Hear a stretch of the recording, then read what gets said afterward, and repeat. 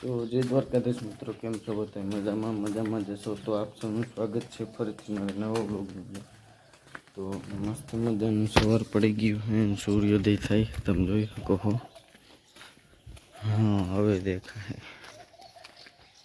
તો ફાઇનલી કે સવારમાં આવી ગયા વાડીએ, મસ્ત મજાનો સૂરજ એ વાદળા દેખાય છે ને આવીને ડાયરેક્ટ ગાડી ધોઈ નાખ્યો.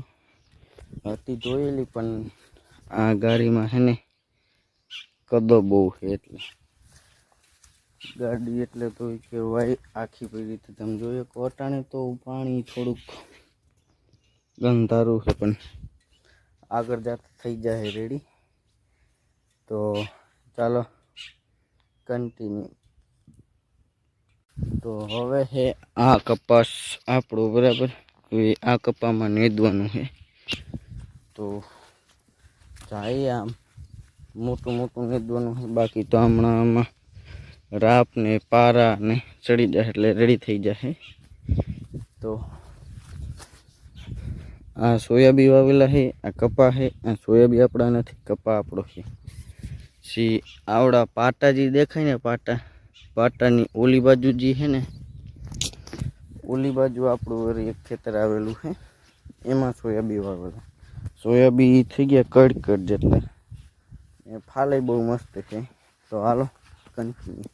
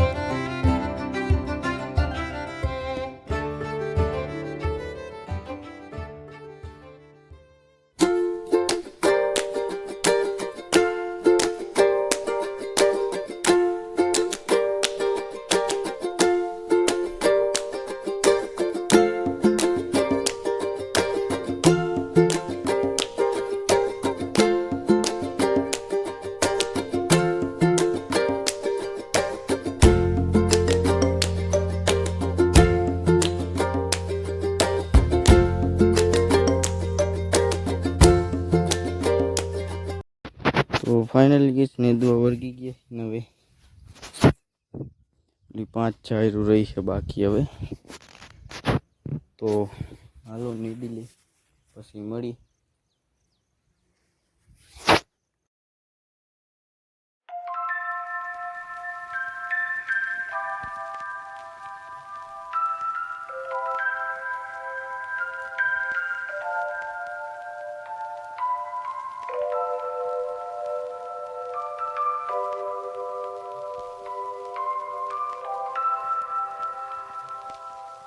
તો ફાઇનલી ગેસ નદાઈ ગયું છે, તમે જોઈ શકતા.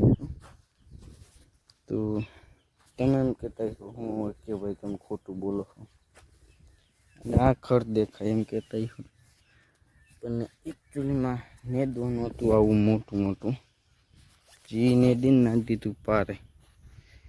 તો હવે જવું ફૂલીવાડીની સાઈડ, ત્યાં જોઈ કેવડું ખડ છે, નકર ડાયરેક્ટ ઘેરે ભાગી જઈ.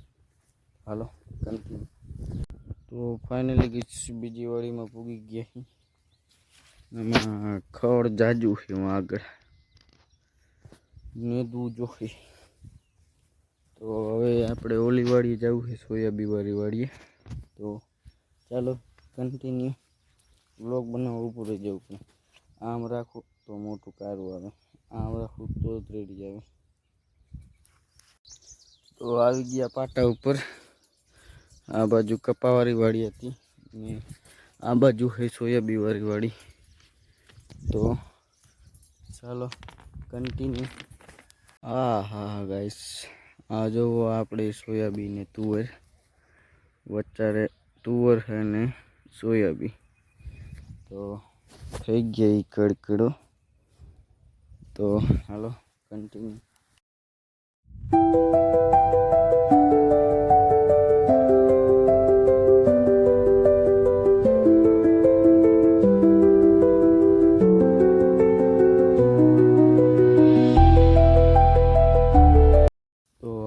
હોય ઘરની સાઈડ તો